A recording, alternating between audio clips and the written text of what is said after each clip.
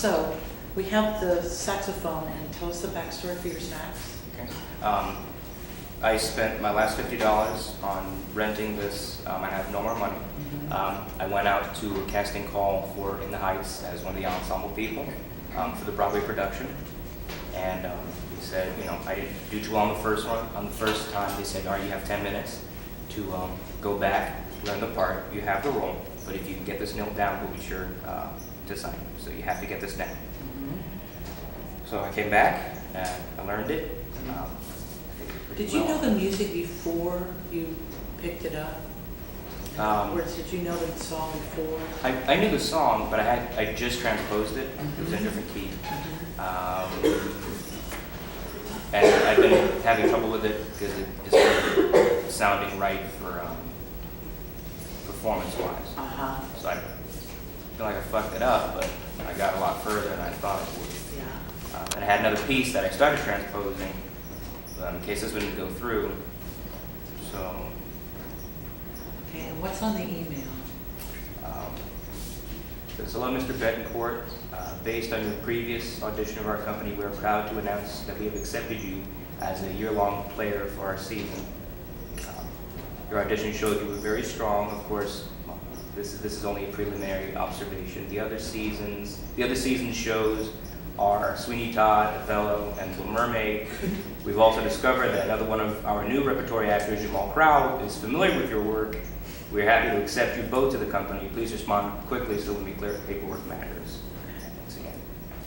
Okay, so you were going for, what was the heightened? I really just knew it was an ensemble role, and they were looking for people who could play. Okay, no, I'm sorry, I used the word heights, you meant that you, Oh. I think you said I meant the show, which is quite funny. Yeah, that's funny. Okay. Were you going for joy? Yeah, and just relief from panic. Just relief from just panicking and getting this right. Okay, but there's a joyful, but joy was what Yeah. you were going Yeah. for? Okay. It was very muted. It was a muted joy as opposed to a spinal tap joy, where you go all the way through the roof.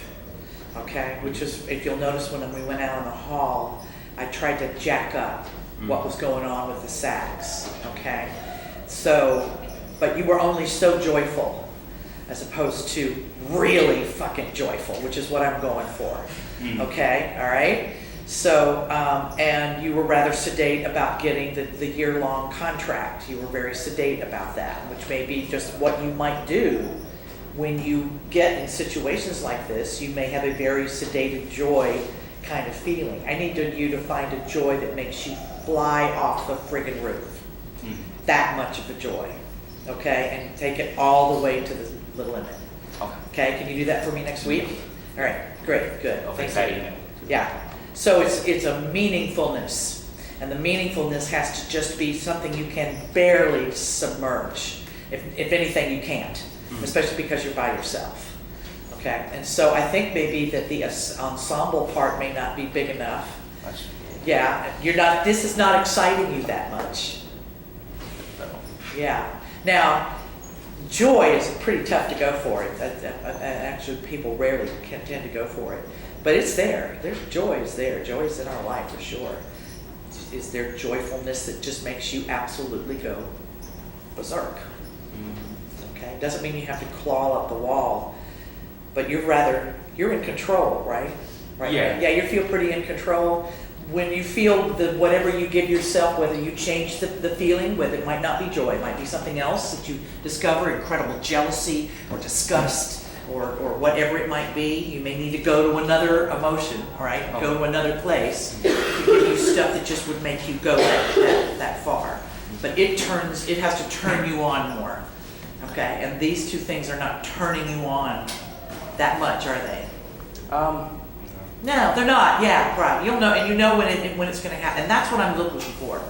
All right, I'm looking for you to find something that just absolutely just flips you out.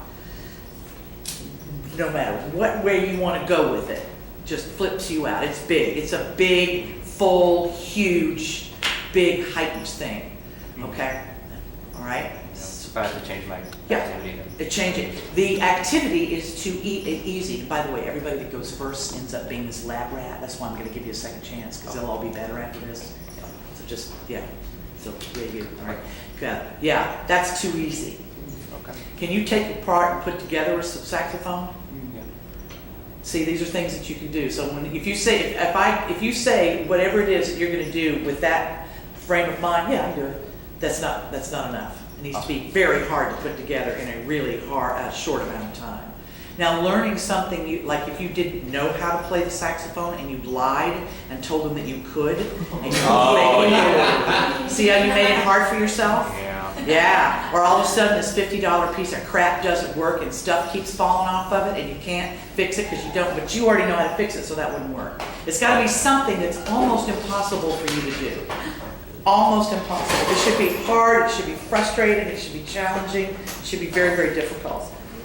Okay? All right, so go find something that really knocks your socks off. And they can, and think about making what's on the email very opposite what's on dealing with the object. Think of giving yourself that big of a bite. Yeah. And it doesn't even have to deal with that. Huh? Like, the email doesn't have to deal with this? Say it one more time.